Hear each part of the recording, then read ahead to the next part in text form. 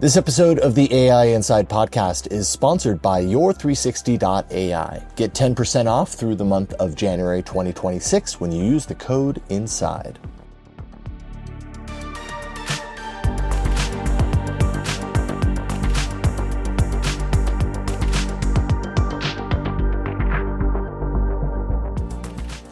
Hello, everybody. Welcome to another episode of the AI Inside podcast, the show where we take a look at the AI that is layered throughout the world of technology. I'm Jason Howell. I'm in a hotel room. Obviously, my audio sounds a little different. Apologies, but this is just the system that I have right now. I'm in Las Vegas, as you could probably hear from those cars honking their horns furiously outside. Maybe you didn't hear that, but for the Consumer Electronics Show, I've been here all week. If you see a few bags under my eyes, that is why. It has been a wonderful week here at CES. Seen a lot of people, seen a lot of technology.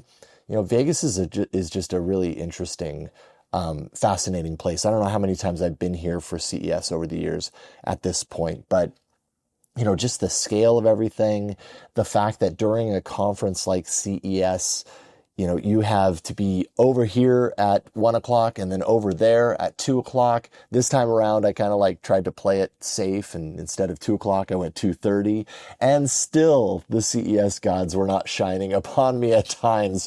It's just a really challenging environment, I have to say. But it's been a ton of fun. It's always a ton of fun because you get to see lots of familiar people. And more importantly, I mean, this is all about technology, right? So you get to see everything that is just incredibly cutting edge in the world of technology. And that never lets me down. I'm always kind of seeing something new that I hadn't seen before.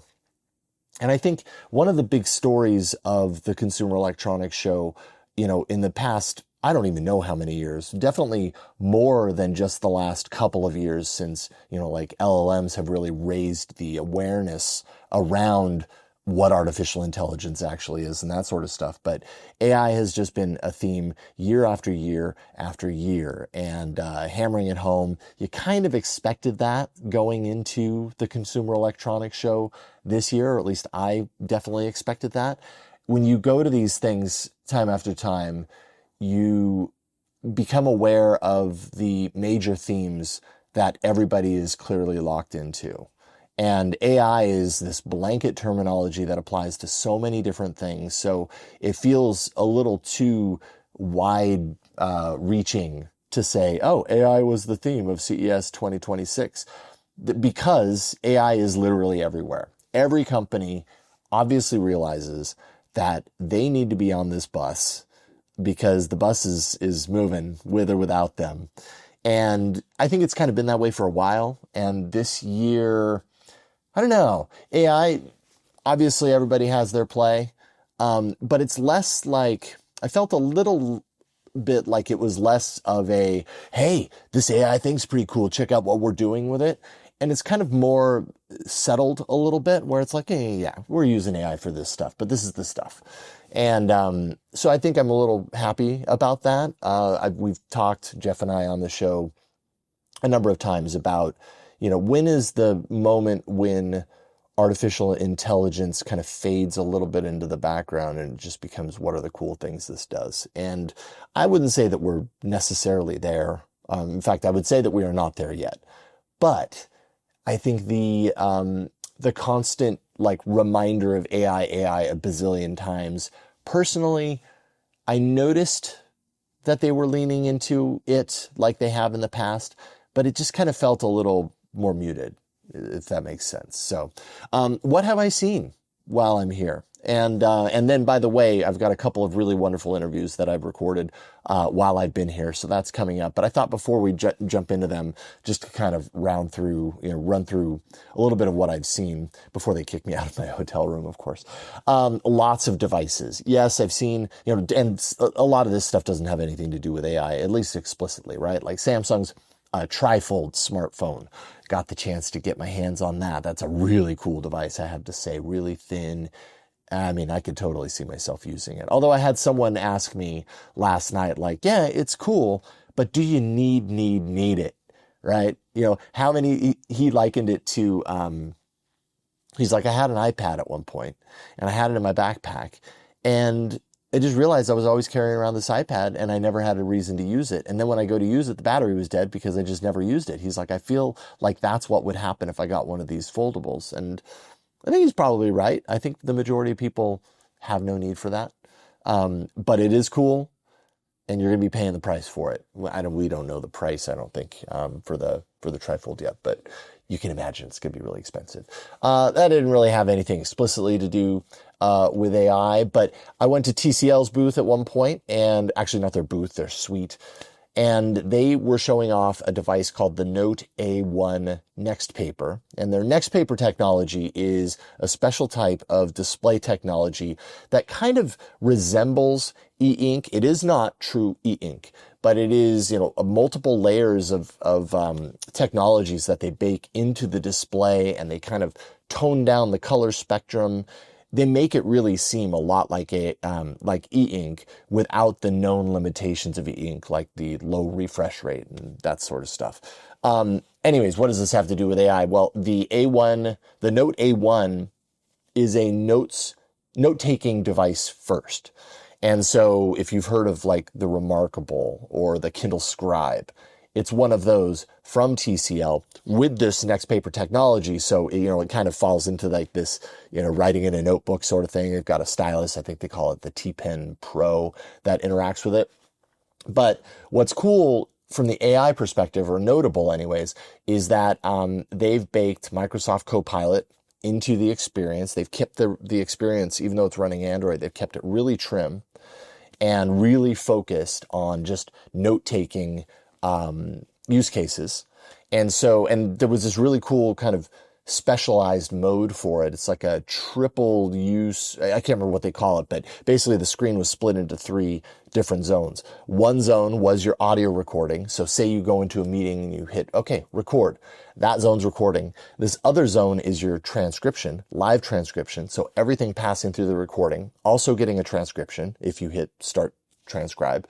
And then below that, the larger portion of the window is like the bottom 2/3 of the window is your pen environment for jotting down notes. So it was this whole integrated area combined together to make, to take this idea that we're seeing a lot of right now, which is let's use AI to make contextualization around our meetings. Let's use AI to make that easier and to make it more effective. And this kind of had that, and then a bunch of other stuff, and it was all happening on device. And I could totally see myself using that. I say that, I don't find myself in very many sit-down meetings these days because I work for myself out of my house. But, when I'm here at CES, that would have been really useful. So anyways, that's the TCL Note A1 NXTPAPER. I do have an article on ZDNet for that. If you want to check it out, you can. Samsung, I spoke a little bit about Samsung with the trifold, but they did have some AI related stuff that stood out to me. They, had of course, a whole event called The First Look where they showed off a lot of what they're doing right now. Yes, most of it has something to do with AI, so I could probably spend the entire hour talking about that. I'm not going to. But the things that stood out for me, they have this in their smart TVs, an audio remover capability with AI. So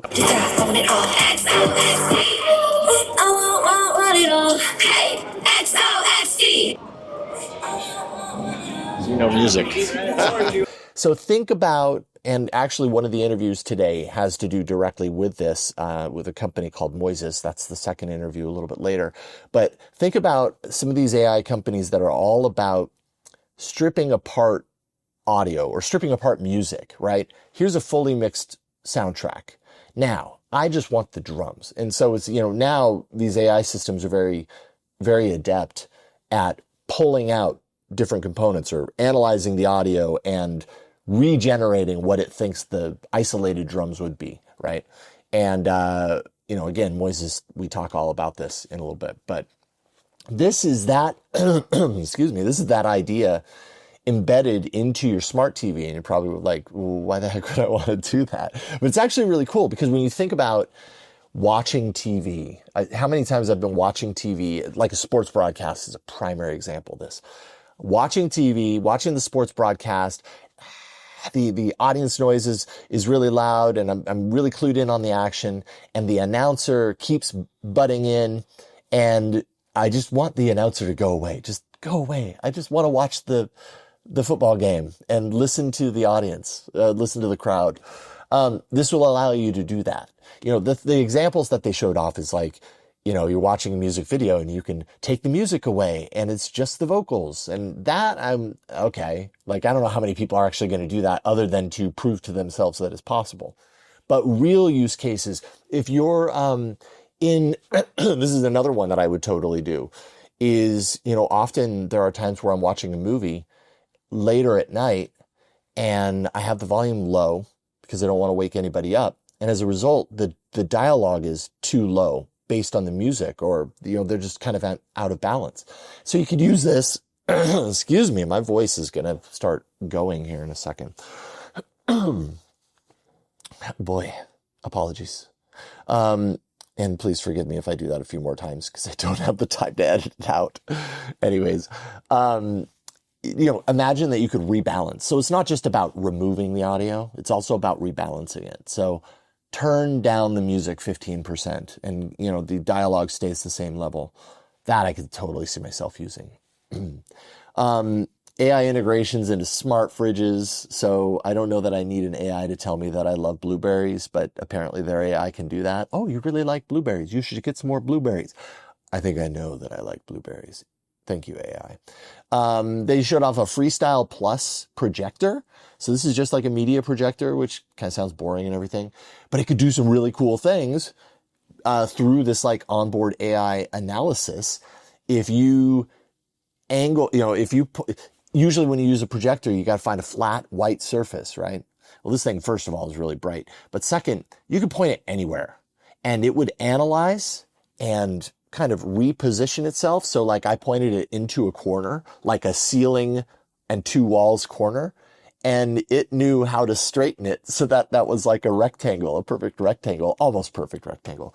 I shown it or pointed it at a kind of like rumply curtain.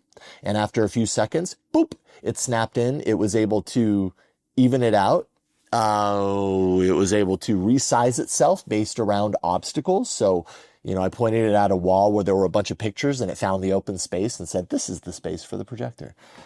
Really neat things like that. The other neat thing that I didn't show off in my short that I put on my channel is, that if your wall has a texture, not a texture, probably a texture, but if your wall has a print, like a patterned print, it will analyze and then it will change the color profile on the projected image to essentially negate the pattern on the wall. So you end up with a normal picture. It was really interesting stuff. So I give them a lot of credit for that. Samsung had so many other things. I'm not going to get all into them. A few other AI things of note. The Vachi Smart Ring, which I think I'm going to be getting one of those for review, and I'll definitely talk about it on the channel, which is a smart ring, obviously. Pretty nicely built, pretty reasonably attractive smart ring. And it just has a single button. Its only purpose is audio recording, and it records long stretches of audio. I can't remember the amount of time, but I think, at least a couple of hours, 3-4 hours, something like that. It is rechargeable battery. You get used to wearing that thing, and at the right time, you're in a meeting, you're like, I want to record this. Records on the device. If it doesn't have a smartphone to connect to, it waits till it's connected and then transfers over. So you've got on device. It doesn't have to be connected to your smartphone, in other words, all the time. Along those lines, we've talked on the show about the Pebble Index 01, which is similar in many ways to the Vachi, except that is more kind of locked down to very short clips of audio. And it's also not rechargeable. But I did get a chance to see that. Looks like a nice ring. I'm happy I pre-ordered it. I'll be getting that sometime in the future. And then I would say one of the real big themes, and possibly it's because I'm looking for it a lot, are smart glasses. I'm just now realizing I left one of the glasses that I was going to show off over there. But I'm connected to audio with a lav mic, so you can still hear me even though I'm not on camera as I walk through my hotel room. So one of the smart glasses that I'm testing right now is the Ray Neo X3 Pro smart glasses, binocular lenses, very reflective. If you're watching the video version, you can see they're incredibly reflective.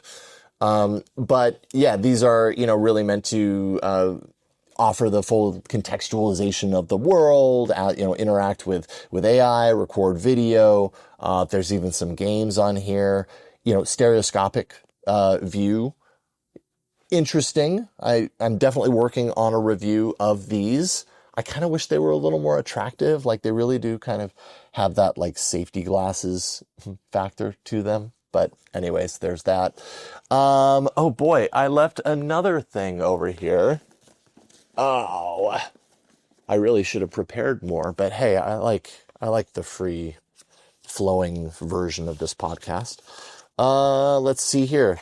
Even Realities has binocular glasses as well. These, as you can see, if you're watching the video version, by the way, on YouTube, we do have a YouTube channel, so you can see all this stuff. You can see that they're very lightweight and they're very thin. They're not like what we're used to seeing from smart glasses these days. And they really are meant to be more standard glasses. The compute is hidden behind the ear on these little pads, which are not overwhelmingly huge, and they're behind your ear, so they kind of get hidden. And what you get is a binocular view, but it's not like full color representation or anything like that. It's kind of like Battlezone. It's like green vector graphic things.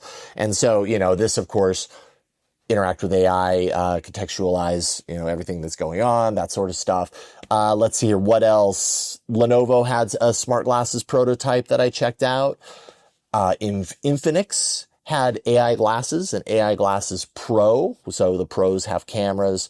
Both of the glasses can support something ridiculous, like 168 languages of translation, which Infinix has won awards around that. So, when we're talking about themes from the Consumer Electronics Show, this is a big one. And maybe it was a big one because I'm just very aware of it right now. I'm looking to 2026 and wanting to increase my knowledge and understanding of smart glasses. I think it's a real big, interesting, emerging technology right now. And so it's kind of like when you get a car and then you realize everybody has that car because you're looking for it because it's part of your awareness. It's kind of like that with smart glasses. But it really does seem like every technology company is like, well, I guess we got to have smart glasses now. So, and then I didn't even talk about X-Real. X-Real glasses aren't much AI as much as they are just wearable glasses. They're wearable displays, essentially. But I went to the booth and checked out their R1 glasses, which is a partnership with Asus ROG, Republic of Gaming, for gaming glasses, like really immersive, but normal looking glasses style gaming glasses. So lots of stuff at the Consumer Electronics Show. And I actually have a little bit more to do before I go to the hotel. I think I'm going to get kicked out of this go back home, to the airport. And I'm going to get kicked out real soon. So I want to thank our patrons because without you, we can't do this show. So thank you, patrons. Patreon.com/AI Inside Show. We actually have a few new patrons on the channel. Brian Perry, Michael O'Hara. Thank you so much for your support. Thank you for being here and for your belief in what Jeff and I are doing with AI Inside. Okay, going to take a break and thank the sponsor of this episode of AI Inside, which is Your 360 AI. And last month, I invited Jared Goralnik, who's CEO of Your 360 AI, on the podcast, or actually not on the podcast, but on the podcast YouTube channel to demo the product. And I found it super compelling when we were going through it. Enough so that I'm actually finalizing my review now. Jeff Jarvis, Ron Richards, Tom Merritt, a few others provided a review for me. And while I've been here at CES, that report has been generated. I haven't had the time to look at it, so I'm going to do that. And I think on the next episode, I can share my thoughts on what it said. Oh, I'm a little nervous, but here's what's really interesting about it. Lack of career development is the number one reason people quit a job. And yet most of us have never forgotten or never actually gotten that feedback that's good enough to actually act on. And That's where your 360 really comes in clutch. It does something that wasn't possible even a few months ago because we've got this massive rapid adoption and development of AI right now. It uses voice AI to conduct real conversations with you and your colleagues, 15 to 20 minutes each, and really diving deep into specifics, your wins, your growth areas, everything. And then it synthesizes all of it and walks you through all those findings step by step in a coaching conversation.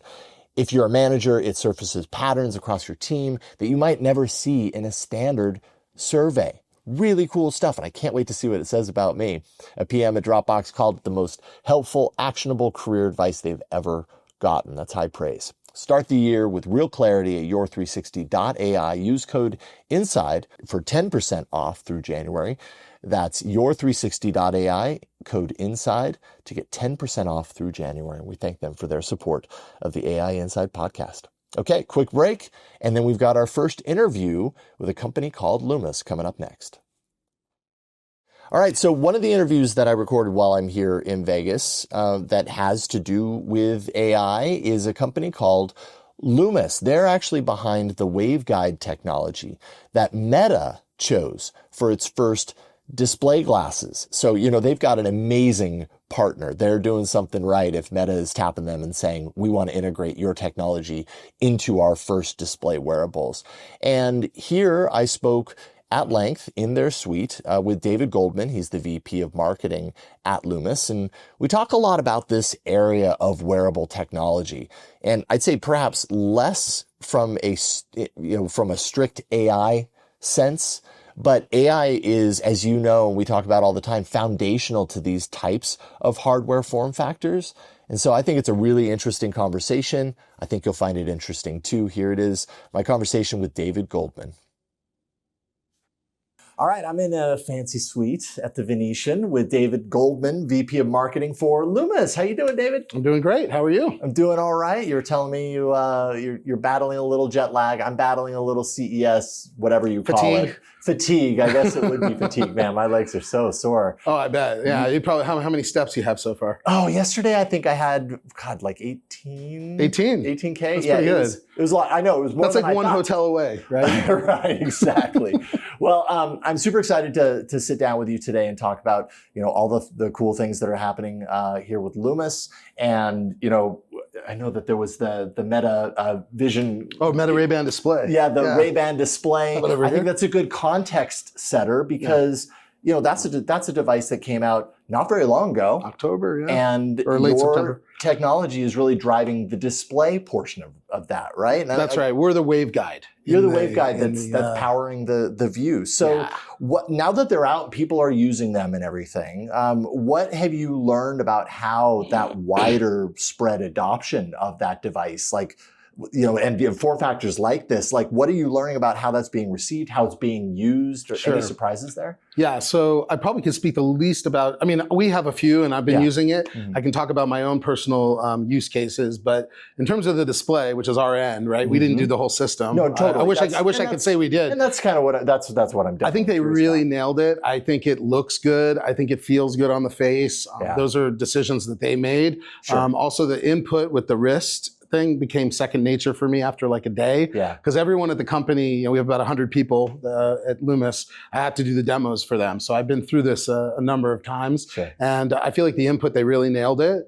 On the display side, I think that it's super bright. It's 5,000 nits to the eye, which can compete with daylight, situations, all sorts of ambient lighting. Here I almost wish we had a brighter room, but 5,000 nits is pretty impressive. And the other cool thing is that it's very private. You can't see that anyone's actually looking at any content. That's important too. Yeah, it's super important. It's a little important. weird when you're talking to someone and they've got a display right here. Yeah, there's like a little rainbow in front of them. Someone's holding a phone. Right, exactly. We don't want, and nobody wants that because I think it's super important for acceptance. Mm-hmm. They decided to come out with an entry point product with one display, so it's the right eye only. Mm-hmm. So, but there's a lot of utility. I find my favorite thing to use is WhatsApp. Mm-hmm. I use WhatsApp when I'm walking And that way I can just do everything by dictate. I don't have to look at my watch even. I don't have to take out my phone. That's really and nice. I can just like talk to my wife while I'm walking. And it works amazingly well with the input device, with the wrist controller. Yeah. So, but also the caption thing, the live captioning. I don't know if you had a chance to try it, translation. Not on these particular devices, on other devices. Yeah, so it's cool. You're looking at the person and you can actually see what they're saying. And if you're in a loud environment like CES show floor, that's key. And it's only who you're looking at. So if somebody's right over here, you don't get that cross noise. So I think they really nailed it. So yeah, and we're really happy with the feedback. I mean, the feedback on the display side has been incredible. And I mean, what a partnership. Yeah. Right? Because as I've been walking through the show floor, and everybody has glasses now. Yeah. And I think a large part of the reason for that, or at least definitely a significant part of the reason why everybody feels like they need to be there, is because Meta is proving to a certain degree that this is a viable product category, that there is consumer consumption appetite. For sure, right, and exactly. Your display is driving it. That's a huge feather. We're super proud. You know, it's obviously something we couldn't mention for quite a bit of time, but and we learned a lot working with their team. You know, the feedback that you get from working with a customer like that is incredible. Not only for that product, but for future products for us. Sure, we take it all into account. But yeah, an incredible journey, and we still got a lot of room to grow, I think. Well, and that's exactly what we're going to talk about. So let's definitely dive in. You've learned a lot of lessons from there. I think we have to talk about Zoe. Is it Zoe or Zoe? It's Zoe. Yeah, we call it Zoe. That's kind of what I figured. Yeah. What was like the real breakthrough for your team that opened the door for this? What is, you know, a very wide field of view for this particular type of category? Yeah. So there's a few headlines here this year. What we're really showing are the next generation of waveguides. Like everybody sees, okay, we're in a consumer device, so hopefully we've built some credibility in the market. We're showing up here today with a very, very early prototype of a 70-degree field of view. We're using geometric waveguides. So we're not doing this with any exotic material. It's basic glass, basic optics, you know, materials and machines that are used to make it, which is important, you know, in terms of keeping the costs down. And we're achieving an incredible field of view, very immersive, not for your everyday notification application, but more, you know, probably gaming, probably like holodeck, multiple, like at your workspace where you can have multiple windows open, super important. Also defense companies, very interested in that for foot soldiers, having a very, very immersive field of view. We're also here to show a thin waveguide, which is something we've been working on. We have thinner, lighter waveguides that are going to be coming down the pike soon. And that's important because it also is easier for us to manufacture, bringing the cost down, you know, as well. What makes it so easy to manufacture? So it's probably a longer conversation, but the truth is that we have a very simplified process when it comes to the manufacturing. There are a couple steps that we're able to lose when we do a thinner waveguide. And so by reducing the number of steps, we're able to make it, and we're also able to get a lot more yield. Think about it, you're ordering the substrate, the material is the glass. Now you can get, if you're using a thinner waveguide, you're able to get a lot more waveguides for the glass that you're using. So that already lowers the cost, just on the, you know, raw material side. Sure. So, and also we've been able to optimize an existing product of ours, which is the 30 degrees field of view. You'll try it on. It's it feels a lot bigger because it's a 1:1 aspect ratio. So you've got like a tall image, and it's, and for a lot of users, that's plenty big. You know, not everybody wants to have like a 70-degree field of view. It's not necessary for the notification sort of application. Yeah, and I think that was kind of one of the questions that popped up for me around that much wider field of view versus the narrow, when we're talking about like all day, every day, throw them on at the beginning and, you know, take them off at the end. Do I, as a wearer, really want the super wide view when I'm out walking the street? And I guess my question there is, like, what are the use cases that this opens up? I mean, I can imagine AR overlays, potentially, if the hardware is capable enough of driving that. It might be something. It's not that there's always this wide display blocking your view all the time. Right. And it's transparent. That's an important thing to remember. Is that you're looking at digital content, but it is transparent. Obviously, you jack the brightness up on a white background. It's more opaque, and you wouldn't do that while you're driving, for example. It's hard to say what the use case is because we have to see what the end system is. We're providing the optical engine, or in some cases is just the waveguide. But then our customer builds the end system. That they determine how many sensors are on it, what use cases they had in mind when they decided to use us. So it's hard for me to say like what those use cases are. I have some ideas, like I mentioned. Like we create the technology. Yeah. You figure out what cool things to do. And they have, and I think that they're really, they spend a lot of time thinking about that, and they also guard it very, very carefully in terms of what they're, but we get a sense of what they're after based on, the feedback they give us. Yeah. So yeah. I think that there's, and it depends. Like if the end system is going to, end up being in a glasses form factor, and it could be a workstation. I'm a big advocate of, like you said, not using the entire field of view all the time. You might not need to. Yeah. You can use a subset of that field of view. That also matters very much for battery resource. And that's something that makes our waveguides, one of our key advantages is that we're more efficient, and hence the battery life is longer when you're using a geometric waveguide versus an alternative. Oh, okay. Yeah, it's a more straightforward path that the light takes. Yeah. And because we're using mirrors instead of like diffractive elements, we're able to actually preserve the color, and we have less loss, less first order and second order loss with the path of light through the waveguide. I could explain that just simply here, is that the way it works is a geometric or reflective waveguide has two sets of partially reflecting mirrors, two arrays really. And you really can't see at all the second set. They're basically completely invisible. At certain angles, you can see the first set. Yeah, I can see the first set. Yeah, and so a lot of times, like in the Meta Ray-Ban displays, you can see that it's over here on the side, sort of out of the way. You don't notice it at all when you're wearing it, of course. And we inject the image here through a prism or a mirror, and then it gets expanded along two axes, like the X and Y axis, because you first have to take the small image, expand it, and then the mirrors actually are the output to the eye. So that's how it works. And this is, like I said, this is a super thin one, but that's the basic architecture of our waveguides. And they're very different than the competing solutions. Very unique. Okay. Yeah. What is, on some of these glasses, I've noticed that there's a lot of, when someone's wearing them and there's a display, like obviously the wearer sees the display. They hope that the person on the other side doesn't see the display. This is the right question. But that's happening, and it can be a little awkward, as we were just talking about. For sure. Like my understanding is that these are kind of avoiding that, or they are minimizing that. They're definitely. I don't think anyone has zero what we call waveguide leakage or forward projection. But we're, I think, as close to zero. And that's actually inherent in the technology. It's not because we're any smarter than any of the other teams out there. They're really, really talented people. They're always improving this problem. But I think just as a starting point, we have a huge advantage because it's very minimal to start off with. Then you put on something called an AR coating, like anti-reflective coating, and that actually reduces it to like less than 1%, I think, over here. So it's negligible. Like you really don't see it. I think the other guys have ways of engineering it by sort of aiming the image down a bit, or I'm not exactly sure how they're minimalizing it, but it's privacy is key. You don't want to look weird when you're wearing glasses. You want to pass. It's not just also about looking weird. I mean, that is a big part of it, right? And that's why these the frames like the Metas that actually look like normal glasses. That's why it's getting a lot of pickup, because now it doesn't look like you're putting technology on your face. But it is also about privacy, because 100%. You might be looking at something very important, something very specific, a code, or bank I don't know what it is. Yeah, whatever it is. And the person on the other end is just really good at reading things backwards. Well, that's the feedback we're hearing, because we're so happy with the feedback that we've seen overall for the system, and very happy for the Meta team. But we're paying special attention to what's the feedback on the optics, and that's been really, really positive. I think what they're really impressed with is both the brightness of the image, 5,000 nits to the eye, that's really impressive, as well as the privacy that we're speaking about now. So those are two things that I think are critical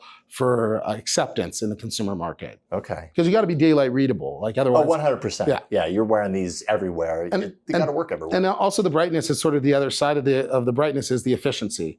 So I think it's now 6 hours mixed use, right? And obviously they're going to be optimizing for that and making it longer and longer, but to the degree that you can have a bright image without jacking up the resource too much, it's critical. Yeah, indeed. What about prescription lens challenges? Prescription, that's a great question. And not only that, actually, it might be even tied into this, but also the kind of shaded transition. So the nice thing about our waveguides is that, as far as we know, they're the only ones that you can directly bond your prescription to. So why is that important? There's a few reasons. Like one, if you have to use something called an air gap, which is possible, it's sort of a thicker system, right? Like, because instead of being directly bonded and the structural integrity is there, it's actually rigid when it's directly bonded, just using an adhesive. You actually now have to have air on either side. So you've got to encapsulate it. Moisture can get in there, dust can get in there. Yeah. So it's a lot better to be able to directly bond. And you talked about the dimming. You can directly bond that. We have something called push-pull, which allows you to bring the content a lot closer, like a meter and a half away, if that's ideal. And that can just be a -0.5 and a +0.5 diopter that's on either side. Directly bonded, it looks super thin. I mean, I've got a system over here I can show you. You don't notice it at all. So that's critical. So I think that as far as we know, we're the only waveguide that you can do that for. Is directly bond the prescription layer too. I think it's 70% of the population has some sort of correction. Yeah. If you wear contacts, that's one thing. But, totally. Yeah. No, I mean, and it's definitely I know it's a criticism of people that, realize with some of these solutions that you actually have to get like a separate like lens that you wear behind it, Yeah, like for example, we don't do full systems. And when you're trying these on, I don't know if you have any correction, but I wear contacts. Oh, okay. So that's good for this job. Yeah. But what we actually do have clip-ins that we use here because we can't know what your prescription is obviously ahead of time. But if we could, you could directly bond it. And that's an incredible degree of freedom. Cool. Yeah. All right. Well, should we take a look? Yeah, absolutely. Yeah. Oh, okay. There we go. Yeah, there we go. All right. So we'll put these on. Go. Yeah, and we're going to show you some test patterns, and then. Well, that looks really good. Yeah. So you want to pay attention to the color because, like I said, we're using mirrors, which preserves the color, right? Because think about it, it's just reflecting. Yeah. In the context of your current announcements, where do these sit? So these are the optimized Z30. Z30. That means that like whatever we've shown in the past it was actually impressive brightness and efficiency, but now we've dramatically improved that. Like I said, it's 8,000 nits to the watt. So that's a metric that measures, and we can show you a white background. And why do we care about white balance and white backgrounds?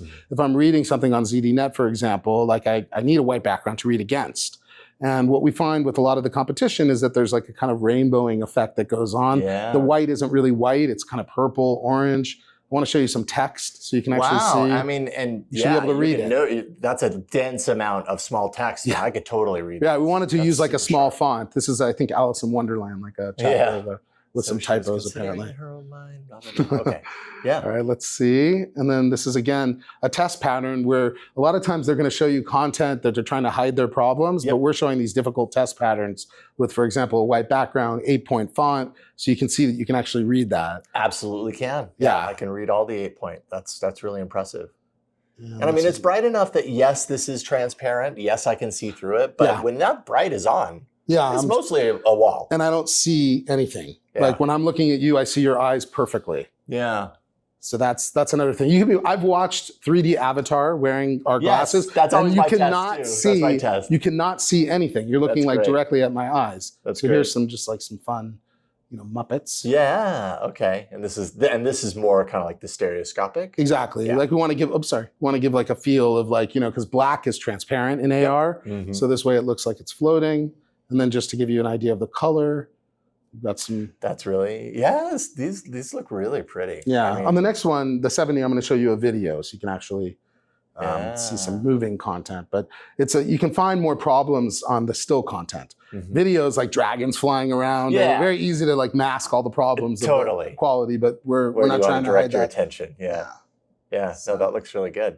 Okay. Very, very nice. And I mean, and this is the optical engine if you want to show the viewers, like that's what's sitting in your eye. As you can see, the projector is quite small, very lightweight, and that fits into the frame of the glasses. Yeah. And that's 30 degrees. So the Meta Ray-Ban displays are using a 20-degree field of view. Here we're showing you 30 degrees, and it's meaningfully larger. Yeah, indeed. Very, very nice. Okay, so we can take these off and move over to the 70s. All right. Okay. All right, so this I'm going to be super, super gentle with. This is our only system right now. We lost 2 already. Oh, no. Only because I dropped one. That was my bad. And the other one eyes. Of my nose. Okay. All right, so I'm going to make the content move now. I've got an image. It's like a floating cyberpunk ship or something. Exactly, cyberpunk, exactly. It's a sort of Baron Munchausen yes, there we go. Airship. Yeah, so what you're looking at is the earliest prototype that we're showing publicly of 70 degrees. Now you can see, I want to also show you some content, but you know. Wow, and now it's zooming in. Yeah, so that's filling up more of your field of view, because here you can't really tell just how wide the field of view is. So let me show you a still image. That gives you a sense of just how big it is. It is like a wraparound display. Yeah. That's really and this really is some of the same images that you've seen. And the clarity and the colorful again, like nature this of the images. Yeah, let's look at the test patterns. I think they're over here.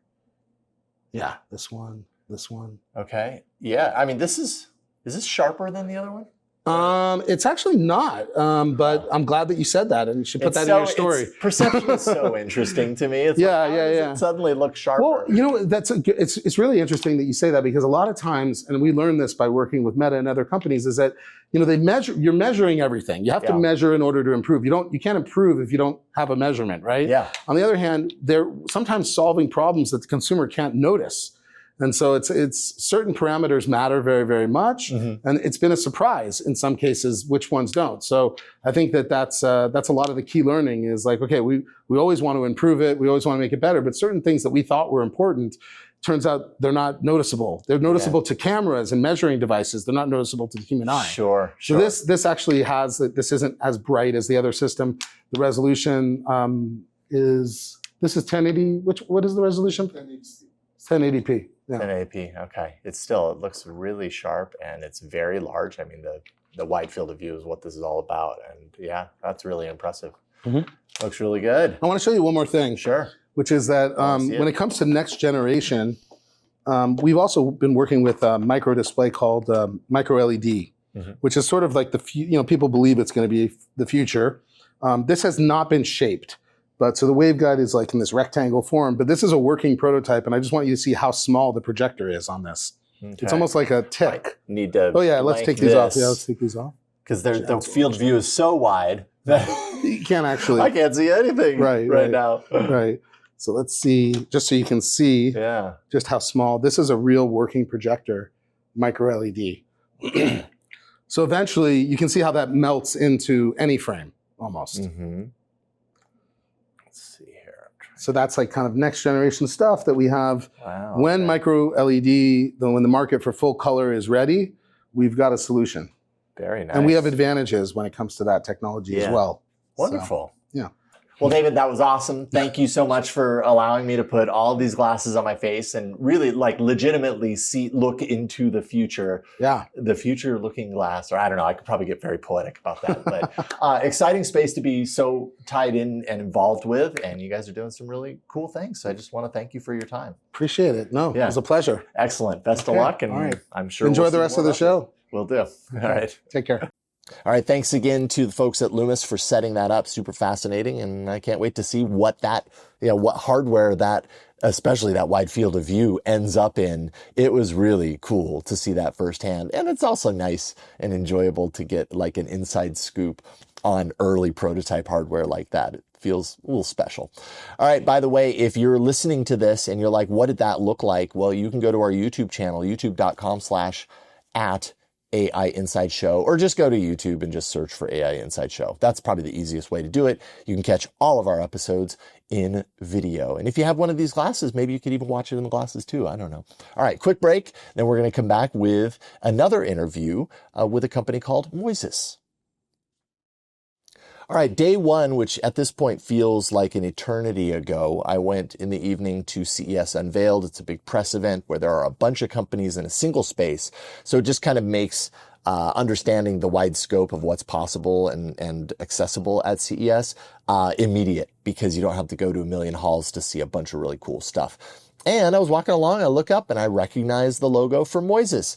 Moises is a company that's been on my radar for a little while now. As a musician looking to work and kind of experiment with AI systems from a collaborative approach perspective with my music, Moises is one of the companies doing some really interesting things there involving stem separation of music into a whole different tracks, and then allowing you to kind of rehearse music. So if I'm a bass player and I want to practice the bass line for a thing, I can strip out the bass to understand it, or strip out the bass and then the remaining tracks I practice my bass with it, or there's a million different things you could do with this as a musician.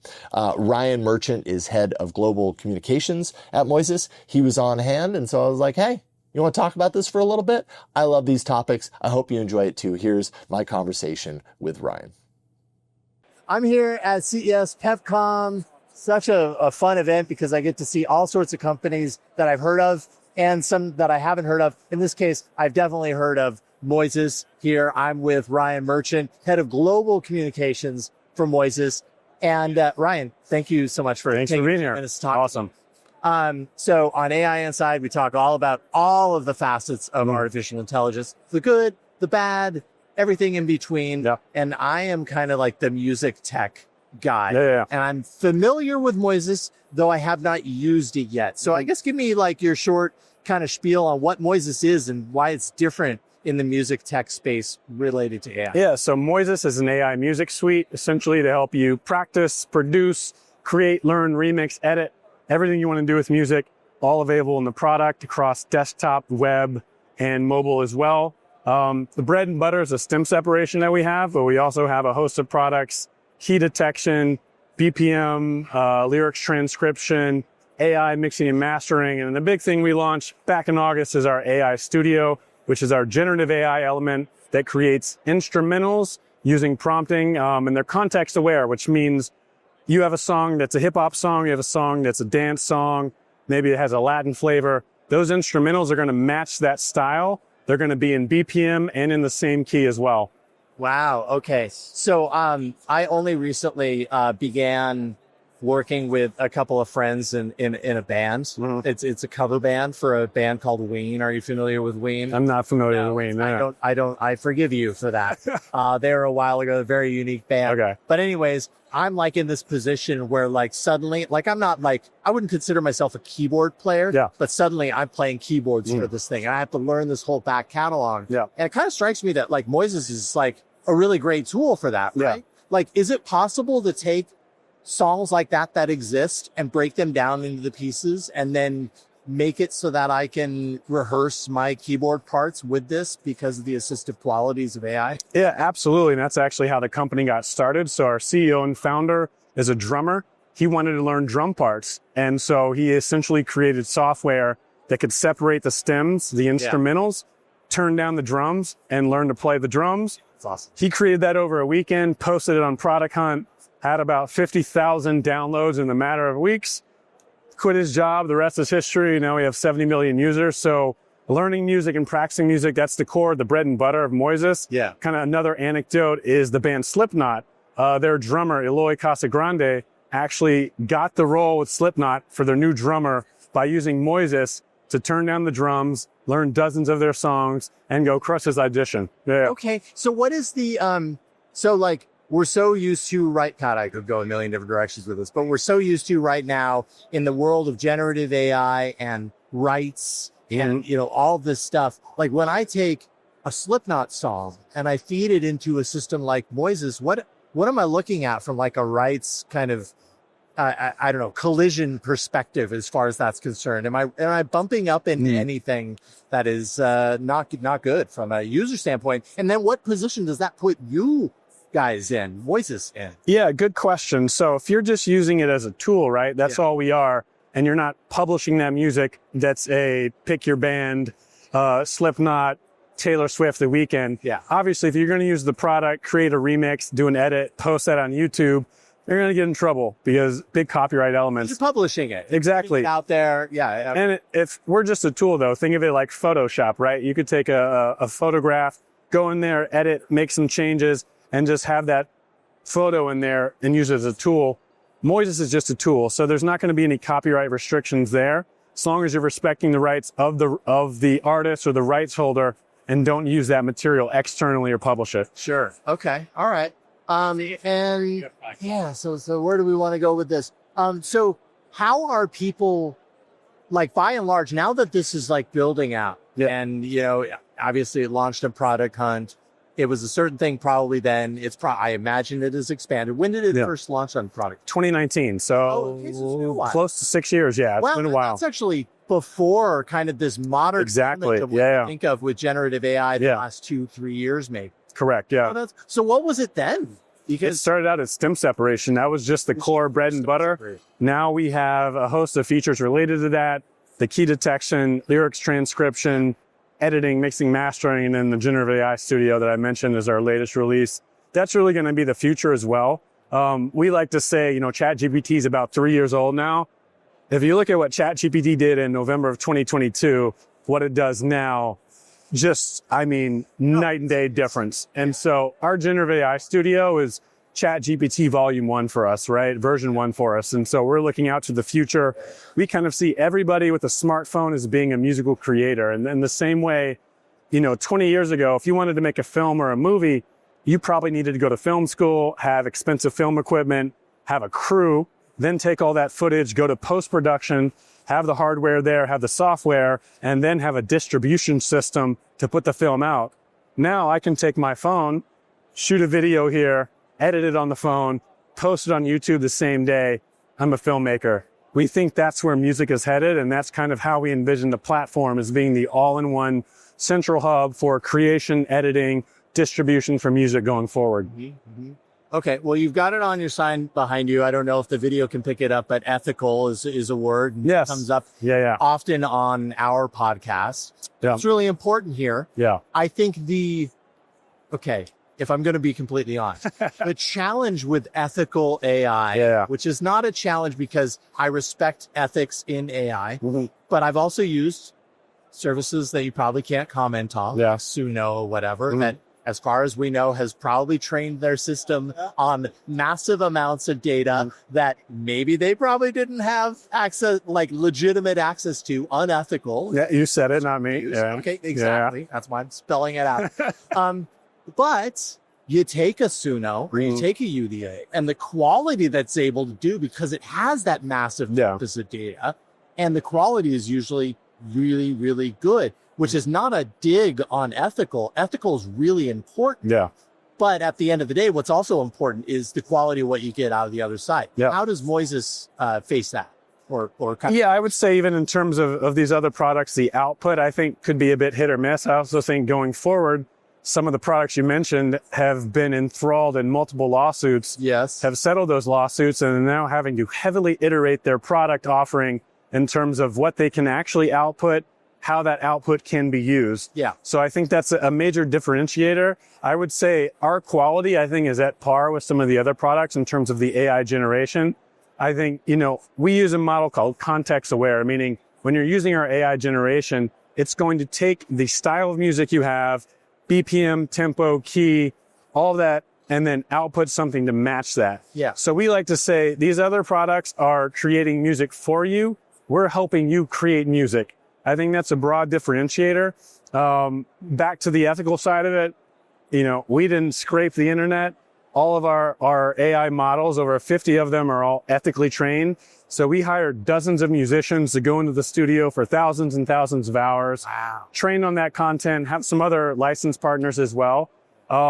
No active lawsuits, haven't been sued by any major record labels, small record labels around the world. Yeah. And it's always been artists first. We have 100 employees. Everybody in our company is an active musician. We're not a bunch of tech bros who decided this is a good vertical to make money. We're passionate about it. I'm a DJ, I remix, I produce. We built a product that musicians want to use and that respects musicians' rights. And that's at the core of what we do. And we think that's the long-term winning strategy, just in terms of the right thing to do and the best business model. And it's going to give us the best product because it's musicians making a product that they want to use as well. Well, when I think about being a musician and let's put it in air quotes, collaboration, because that kind of humanizes the AI to a certain degree, and, definitely keep a frown upon that. But the collaborative kind of quality of these tools, if I can get in there and I can bat an idea back and forth with this thing and it can jog my kind of creativity into a certain direction of something that I didn't think about. Or when you're a musician, we often in the recording studio, we're thinking in terms of tracks. We're thinking in terms of a specific instrument. I want a bass line for this thing, or I want a key to go over the top of this thing.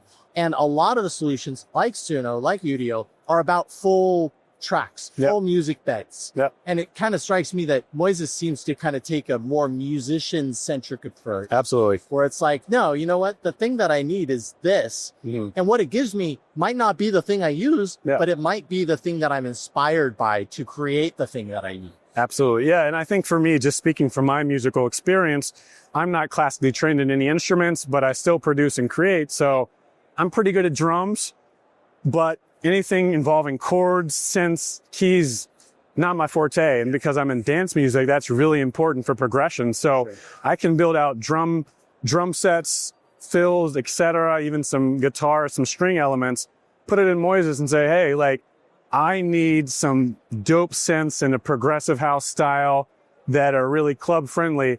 It's going to work with me to help create those. And I think as a musician, that's the thing that we want, right? I think most of us go into the studio, go to our DAWs. We have a pretty good idea. Maybe it's a guitar riff. Maybe it's a drum fill. We want to build the rest of it. And I think that helps get past the writer's block, the musician's block, if you will, and build out that song that you want, that you hear in your head, right? Because we hear the song in our head and we know what we want it to sound like, but how do we get there when we have 5 out of the 6 parts and we're missing that one part? Yeah. Not only just the thing that's in your head, it's about kind of riding that wave of inspiration, being in the moment, being inspired, not hitting that roadblock. Yeah. As I work with tools like what you're talking about here with Moises, I realize that it can be a really useful tool to help kind of smoothen me through those roadblocks and keep me alive in the process. And which is interesting because this is not alive. It's AI. That's always the gig on it. We always say, empowering creative potential has been the company's mission for a while. Yeah. And that's what I like, because I think creators, we have a vision. Like you're in the, I create in the shower. My best ideas are there. I hear the drums. I know what I want to get there. But even, Prince, who had 20 instruments he could play, I'm pretty sure he was stumped at times and was like, dang, I wish I could create this little guitar riff here. Yeah. If he had this, just think of it's a bad example. Prince created everything he did. It was amazing. Prince amazing. Yeah. He probably For didn't example. need any assistance. He made his way. But if Prince had this, just think of more music we what have. else would What else would Prince have had? Yeah. Go. Ryan, thank you so much for talking to me about Moises. If people want to find out more about it, where can they go? Simple. Moises.ai. We're there. Makes sense. Yeah. Okay. Yeah. Cool. Intuitive. Thank you, Thanks, man. It's a pleasure. Awesome. Thanks once again to our guests, David Goldman at Lumus and Ryan Merchant at Moises. Fun, fantastic time. I also want to give a huge thank you to the folks at CTA. They sponsored my travel here. So they paid for my flight. They paid for my hotel room that I'm recording this in. So huge thank you to CTA for making it possible for me to go to CES this year. Seriously, I don't know that I would have been able to pull it off. I certainly wouldn't have been able to pull it off as comfortably as I was able to because of their support, their travel support. So thank you, CTA. Don't forget, you can go to aiinside.show for all the information about this show. If you want to find what Jeff is up to, go to jeffjarvis.com. Patrons can, find our offerings at patreon.com/AIinsideShow. We have all sorts of, little perks there, ad-free episodes, Discord community access, an AI Inside t-shirt when you become an executive producer like Dr. Do, Jeffrey Maricini, Radio Asheville 103.7, Dante St. James, Bono De Rick, Jason Knifer, Jason Brady, Anthony Downs, Mark Starcher, and Karsten Samachki. Thank you all so much for your support. Because, without it, I don't know that I'd be here in Vegas with the cars honking their horns and all the things. Thank you so much. This is a ton of fun. And we've got a few cool things, a surprise in store for next week. So stay tuned. We'll see you on another episode of the AI Inside podcast. Take care, everybody. Bye.